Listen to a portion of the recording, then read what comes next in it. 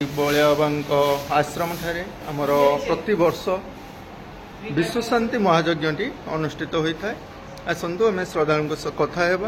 आज्ञा टी कहे जो यज्ञर केते वर्ष है यज्ञ अनुष्ठित हो पीठ ठारे यज्ञर किपरि सब मान्यता अच्छी केमती कौन कह वर्ष आमर शिशु अनंत ट्रस्ट तरफ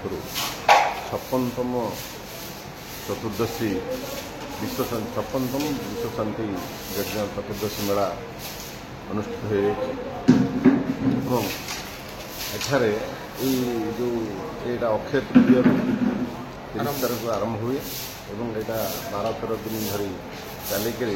पूर्णिमा परदिन ये पूर्णाहुति हुए और ये मेलार मुख्य दिनटा हूँ चतुर्दशी अनंत चतुर्दशी से दिन माने बहुत श्रद्धालु मैंने आसती आम ए वर्ष गोटे नूतन कार्यक्रम भाव सब वर्ष प्रवचन है वर्ष गोटे 5 दिवसीय कथायज्ञ बाबा तरफ 8 तारीख आरंभ हो 12 तारीख दिन जाके चली ये बहुत लोक समागम होती कारण लोक मैंने बाबा शुणापी जो पाई पारे ये बर्तमान हवा द्वारा किसी सुविधा है जो एठारे अनंत चतुर्दशी दिन आमर हरिहर भेट है माने जाती पाईकाणी नदी में स्नान करती भव्य माने शोभा यात्रा जाकि पुणी हरिहर भेट हो पुणी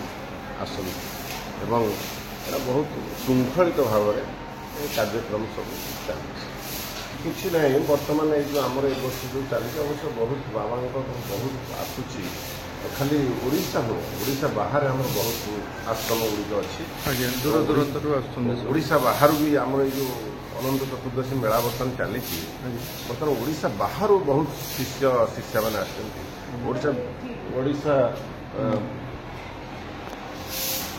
भितर भी बहुत आश्रम अच्छी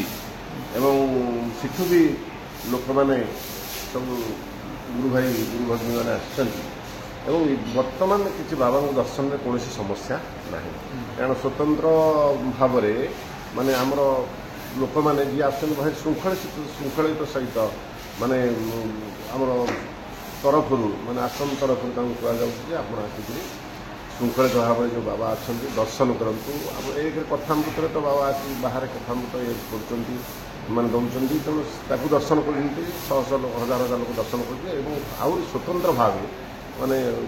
आरेंजमेंट भल सुंदर आरेंजमेंट होती श्रद्धालु मैंने बाबा दर्शन कर बहुत बहुत धन्यवाद आज्ञा। बाबा बलिया सम्मानित होती राष्ट्रपति पुरस्कार पाते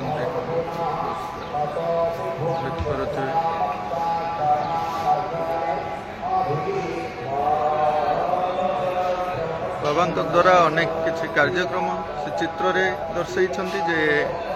से दिन ये सब गाथा मन पड़े।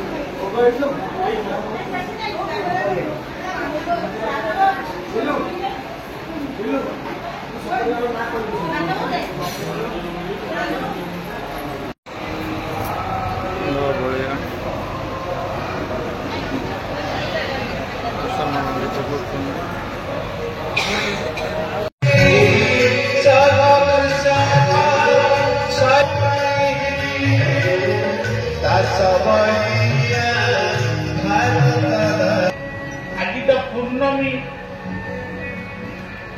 आज पूर्णाहुति संध्या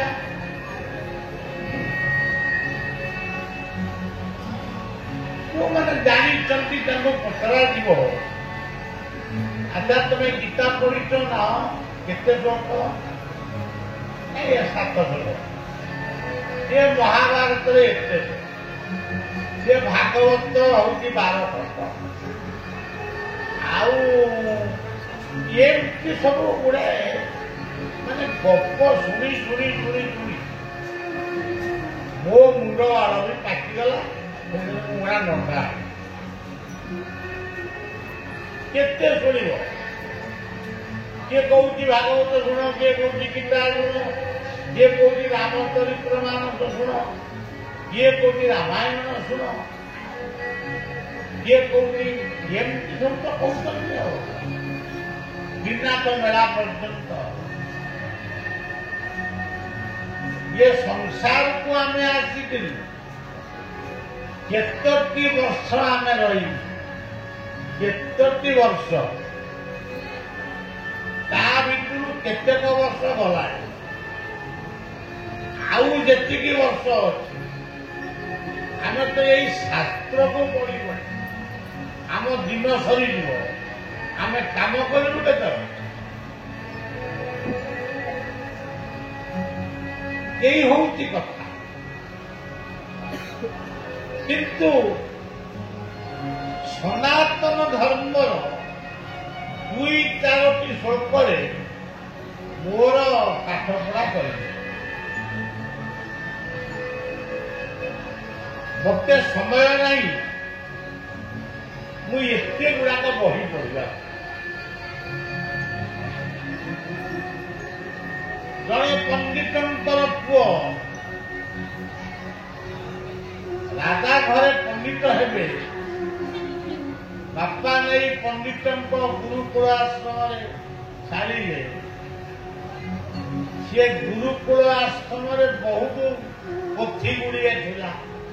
तालपत्र पोथी सी केवल दिन राति से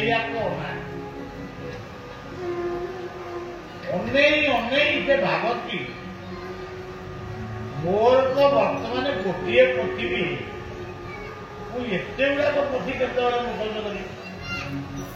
मो द्वारा ये सब हो पार गुरु को कहले गुरुदेव आपण तो घरे जो पोथी अच्छी सब जाक कौन मु पढ़ी गुरुदेव कहला तू पढ़ू ना किए मन बहुत बड़ा खला बसा को आईला गुरु को जानी कहला घर को फेरी कहीं तो पाठ पढ़ा आरंभ नहीं मोर आते पोथी मु पढ़ी पारि तेणु सज्जन गुरु खाली गोटे कहले गोटे धाड़ी कर सबू भगवान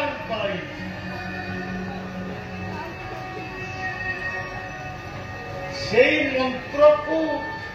से सब जप कला भगवान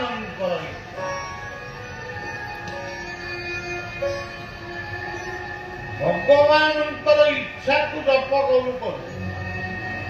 भगवान पुणी इच्छा कर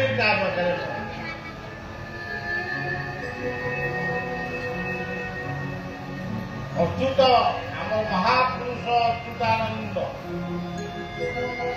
से लिखिले क्या लिखिले आम पे लिखिले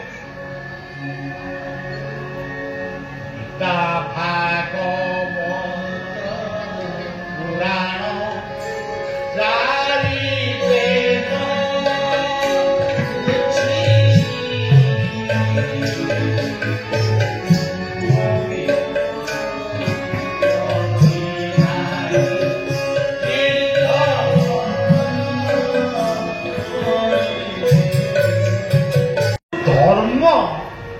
धर्मर ना दे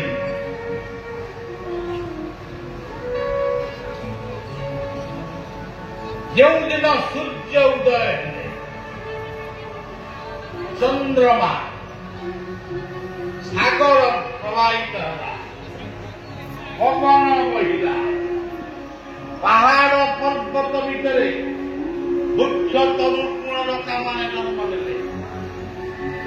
जीव जगत जन्म नेले तापरे मनीष जन्म है ये कार पे है सूर्य चंद्र अग्नि वायु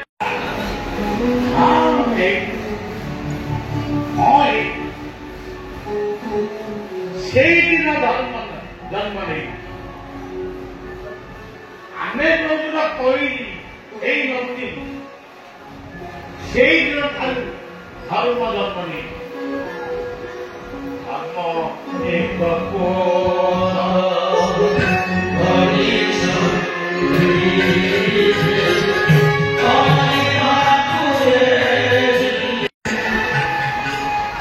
ধর্ম নাই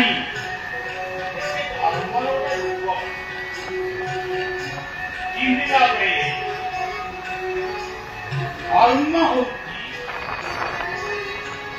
সত্য ধর্ম হচ্ছে সন্তোষ ধর্ম হচ্ছে জীবে দয়া ধর্ম হচ্ছে অহিংসা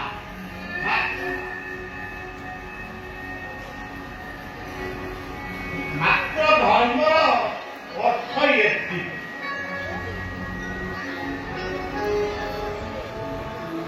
এই ধর্মକୁ ଯିଏ ସୃଷ୍ଟି କରିଛନ୍ତି ସେ ଅଛନ୍ତି କୋଉଠି ଅଛନ୍ତି ହୃଦୟରେ ଏତେ ଆଡ଼କୁ ଅନେଇବନି ନିଜ ହୃଦୟକୁ ଅନେଇବ ଈଶ୍ୱର ସର୍ବଭୂତା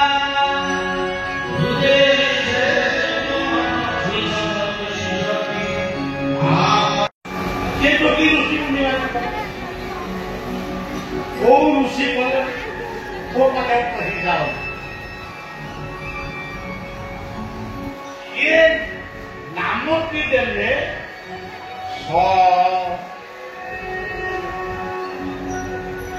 कहले सत्य कहिब कहले संयमित हब कहले सत्संग करिब कहले समयानुवर्तिता ठीक समय उठिब ठीक समय जलिखिया खाइब ठीक समय काम करिब ठीक समय प्रार्थना करिब तापरे मनीष जन्म